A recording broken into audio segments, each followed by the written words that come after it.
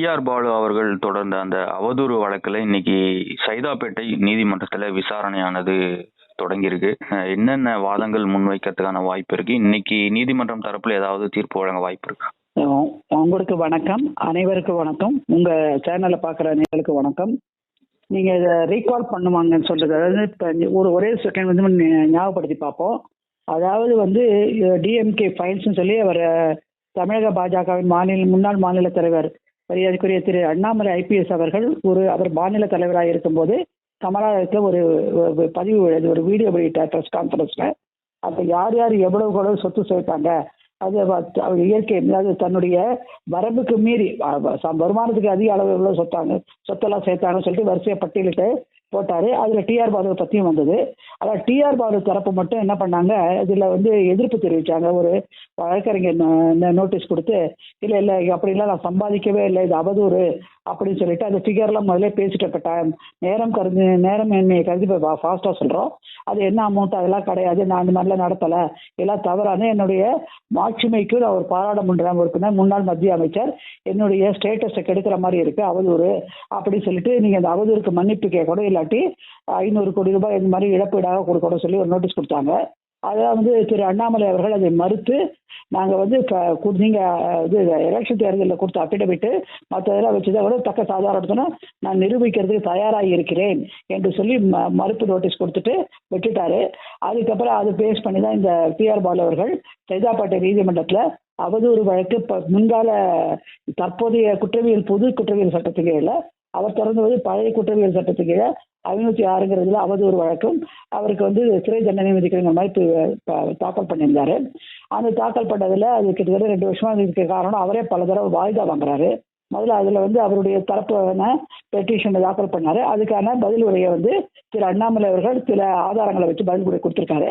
அதுக்கப்புறமா இந்த வழக்கை வந்து அவர் பொட்டியில் ஏறி முதன்மை சாட்சியம் கொடுத்தாரு டி.ஆர். பாலு. அதுக்கப்புறமா வந்து இவங்க தரப்புலேருந்து திரு அண்ணாமலை தரப்பு அவர்கள் குற்றச்சாட்டப்படுங்க அந்த கணக்கு தரப்புலேருந்து அவங்க வந்து அவரை குறுக்கு விசாரணை செய்ய ஆரம்பிச்சாங்க. அவருடைய தரப்பில் இருந்த வழக்கறிஞர்கள், அதாவது அவருடைய தரப்பின யாரு, திரு அண்ணாமலை தரப்பில் இருக்கிற வழக்கறிஞர்கள் அவங்க குறுக்கு விசாரணை பண்ணிக்கிட்டு இருந்தாங்க. இது வந்து தீபாவளிக்கு முன் வரைக்கும் நடந்தது. அப்புறம் ஒரு காலகட்டத்தில் திரு அண்ணாமலை அவர்கள் தன்னோட முன்னாள் காவல்துறை அதிகாரி நானே வந்து அவரை குறுக்கு விசாரணை செய்யறதுக்கு எனக்கு அனுமதிக்கணுங்கிறனால அதுக்கு மனு தாக்கல் செய்யப்படாருன்னு சொல்லி அவருடைய வழக்கறிஞர் இந்த வழக்கிலிருந்து விடுதலை பண்ணிக்கிட்டாரு. அப்படி விடுதலை படுறதுக்கான முகாந்திரங்கள் குற்றவியல் சட்டத்தில், நடைமுறை சட்டத்திலையும் இருக்கு, அதே சிவில் சட்டத்திலையும் இருக்கு. இன்னொன்று, நீதிமன்றங்கள்லாம் வழக்காடுவதுதான் விரும்புது. ஏன்னா அவங்க இயற்கையா பேசுவாங்க, உண்மை வெளிப்படுங்கிறது தான் விரும்புது. அதனால அந்த தரப்புல கேட்டோன்னே கோர்ட் வந்து இந்த நீதிமன்றம் வந்து அனுமதிச்சதுக்கு அப்புறம் அவர் மனு தாக்கல் பண்ணி நானே நேரில் குறுக்கு விசாரணை செய்யணும்னு சொன்ன போது இந்த தீபாவளி சமயத்தில் 2ஆம் தேதி நவம்பர் வந்தது, 2/3 நினைக்கிறேன், 2/3 அன்னைக்கு வந்தது. அன்னைக்கு டி.ஆர். பாலு அவர்கள் வர முடியலன்னு சொல்லி ஒரு மனு தாக்கல் பண்ணி வாய்தா விட்டாரு. திருப்பி டிசம்பர் 24ஆம் தேதி 23 நினைக்கிறேன் அந்த காலகட்டத்தில் வந்தது. அப்பயும் அவர் ஆஜராகாம நான் வாய்தா வாங்க போல சொன்னதுனால, இது பாராளுமன்ற வேலையெல்லாம் இருக்க சொல்றதுனால வாய்தா வாங்கினாங்க.